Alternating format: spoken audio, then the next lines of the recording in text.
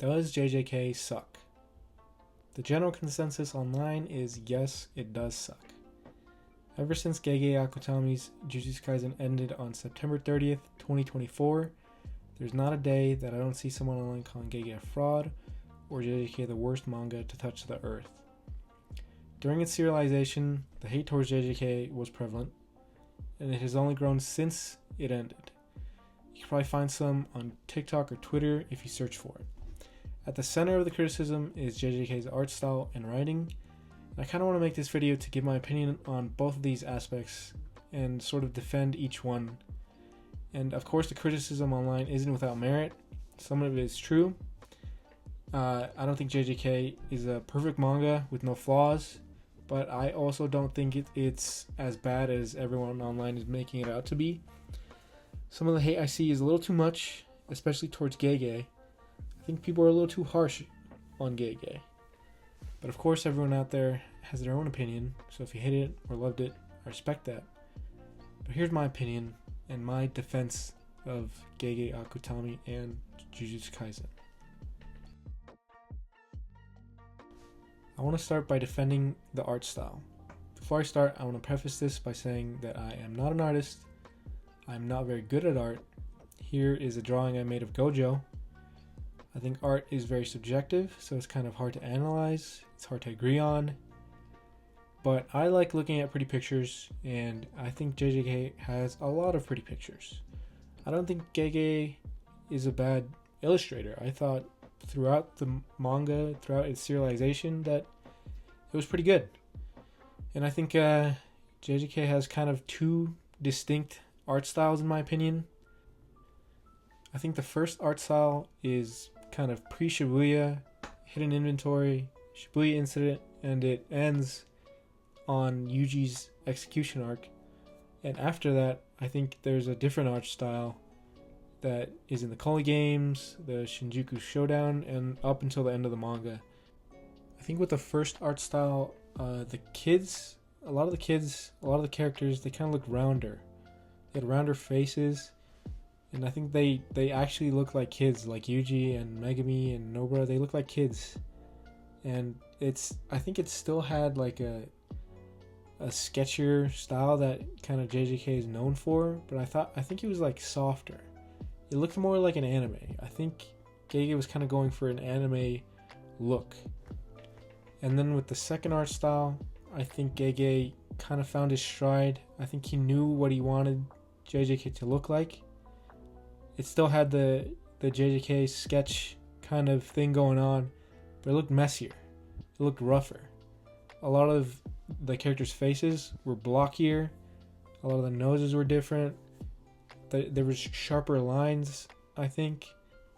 And I think Gege just generally improved his paneling. Like, he knew how fights worked. Like, the fights were a lot more dynamic.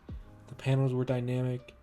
I think the environment was much better on the last half of the manga. Everything just felt more dynamic. And I really like the messiness that kind of came along with this art style. And I don't think either of these styles were bad. I think they have their pros and cons. I've been a fan of both of them. I think the second half is my favorite. I like that style more. And my personal favorite panels come from Shinjuku Showdown and up until the end. I think Gege really put his all into a lot of these panels, even with all the stuff he's been dealing with. I know he's had a lot of health issues. And some people have brought up like a lot of the unfinished panels to be like, oh look, JJK's art style is bad. One of the instances was Maki's arc, where it was clearly unfinished. Like, they looked like very rushed drawings. And there was another time during chapter 252. It was after Yuta's domain expansion. After it came down, the art looked less detailed. It didn't look as bad as the first one, but you could tell it was unfinished and kind of sketched out quickly and released. And I don't think we can take both of these instances into account when we are like judging the art style, because I think being a mangaka in Japan is hard. They are under a lot of workloads, under a huge time crunch. and they have to release well-drawn and well-written chapters every week. I think that's pretty tough. They have to work long hours, and a lot of them I think are underpaid. Maybe Gege isn't underpaid, but I think his assistants probably aren't paid the best by Shonen Jump. And I think having to work so hard and so much takes a toll on you. It takes a toll on your physical and mental health. Here's kind of an example I found online of Kishimoto. 80% of his time was being spent on working, and I think that's pretty brutal.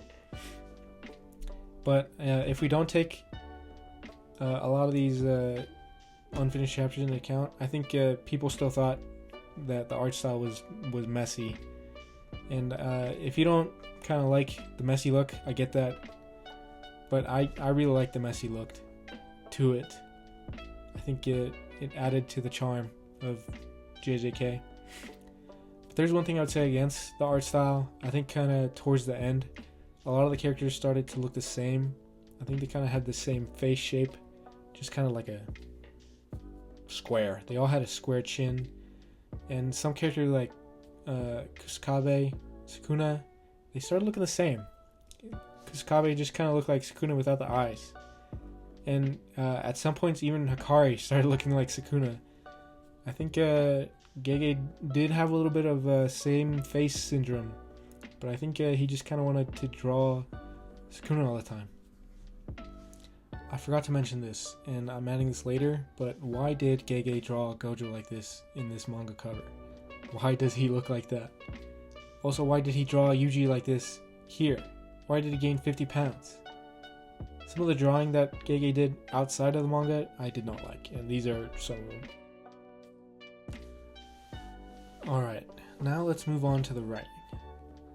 The writing has been debated heavily, and even more so towards the end, as a lot of the people kind of debated the payoffs of some of the plot points Gege has set up. I think a lot of them are pretty good, but there were definitely some points that I did not like. I'll start out with the things I did not like. I was not a fan of how Gege set up Nobara's return. I thought she was dead. I thought she was really dead. And there's a point during the Culling Games where it felt like kind of it was confirmed that she was gone. It was when Yuji was debating Hana joining the group, and he was like upset that she would replace Nobara. And I feel like he wouldn't be upset about that if she was still alive. I'm not sure if it was even mentioned that she was in a coma. I don't think he would still be that upset if she was in a coma. I don't think he talked about her condition at all. I feel like a lot of the characters would have at least kind of discussed it a little bit if she was dead. Maybe they'd be like, oh, we gotta avenge her when we fight this bad guy. Or like, oh, we gotta make sure she isn't hurt again by beating Sukuna. I think that could have been handled better, and I do think it kind of came out of nowhere in the end. But it was still a cool moment. It's still cool to me, but it could have been built up better. I also wish we got more from Kenjaku and like Yuji. I think their whole relationship was interesting. I don't think they barely interacted. I would have liked more interactions between them.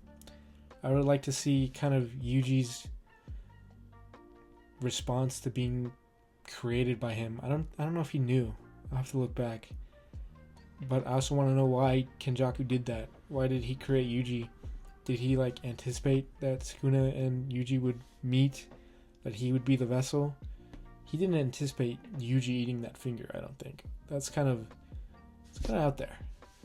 He seemed to have kind of an affection towards Yuji at some point as his parent, because he like saved his friend at that one point. He called him his like son. I would like to see more. I definitely would have liked to see more there. And a lot of the people were upset we didn't see the merger from Kenjaku. I personally wasn't that upset. I didn't think the merger was that interesting. I was more kind of interested in like the battle of ideals that was going on between Sukuna and Yuji, and Sukuna just kind of making fun of Yuji. I think he was the bigger bad guy. The merger was just kind of a threat that they had to stop. It was okay. I wasn't really that interested in it. Let me know the stuff you guys didn't like. I know there's definitely a lot more plot points that were not that people weren't huge on, especially like Megami, how Megami was handled. But I kind of want to move on to stuff I did like now, and I think I liked how Gojo's death was handled. I think his death was shocking. I was devastated that my beautiful blue-eyed king was Swiss cheesed, but I think it made a lot of sense looking back at it. I think they went in, or Gojo went in knowing he would lose, and that his students would finish the job. I think he knew Sukuna would learn how to get through his infinity, even without Maharaga. And I think it was something that was necessary for the story. I think it made sense.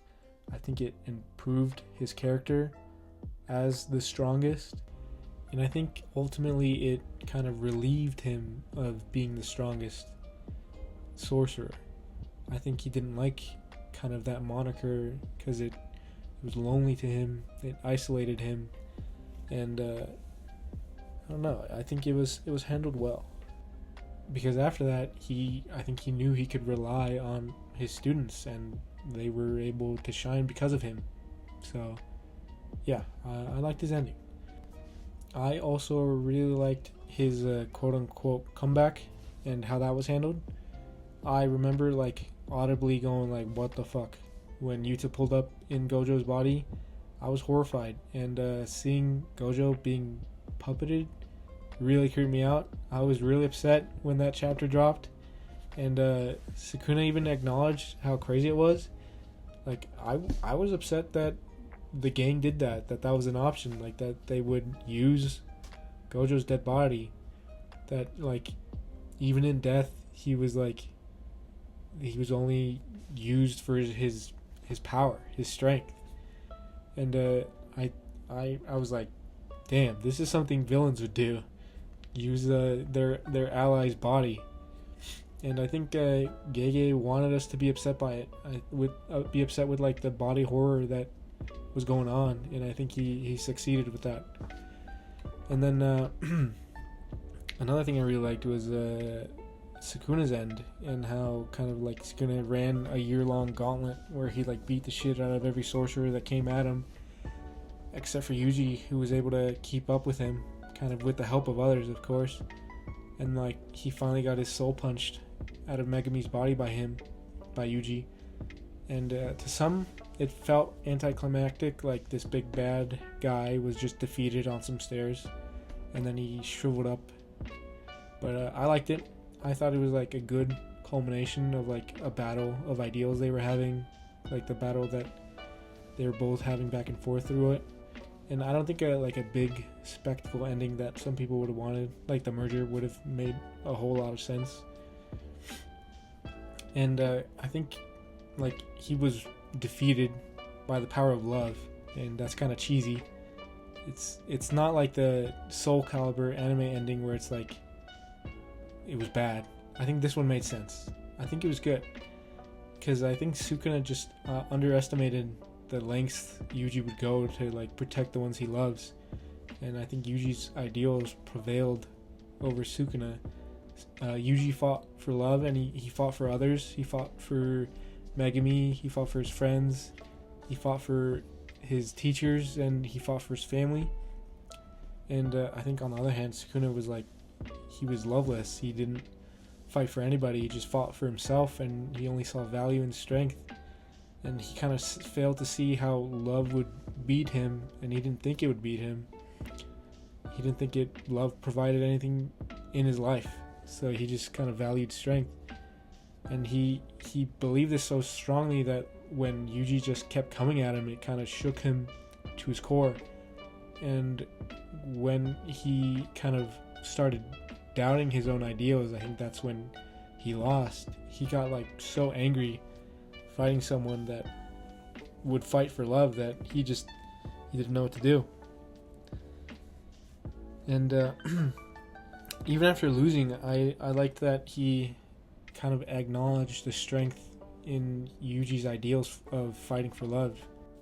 And in the last panel that we see him with Uraume, he's kind of going away with them and just talking to Mahito, saying that if he was given another chance, he would live differently. And I think that's him saying he would live Yuji's ideals. He acknowledged his lost and Yuji's won. I think JJK has a lot of flaws, and it has a lot of lows and it has a lot of highs. To me, I think it has a lot more highs, and I think the messages and themes in it, they mean a lot to me personally, and I'm willing to accept its flaws because of that, and just kind of laugh at it, and they kind of add to the charm for me. I think it's personally my favorite manga. I have not been invested in a manga as I have been with Jujutsu Kaisen. It's the first and only manga I've really bought a lot of stuff from. I practically have a Gojo shrine at this point, and I do miss it a lot. I miss anticipating new chapters every week, and I like the hype that came with it too. And I kind of want to keep the JJK discussion going. I think I made this video to just kind of bring that back into my life, and I want to hear what everyone thinks. I think Gege did a good job with this manga. I think he doubted himself a lot. In that one letter, he doubted his ability, but I think he did good. You did good, kid.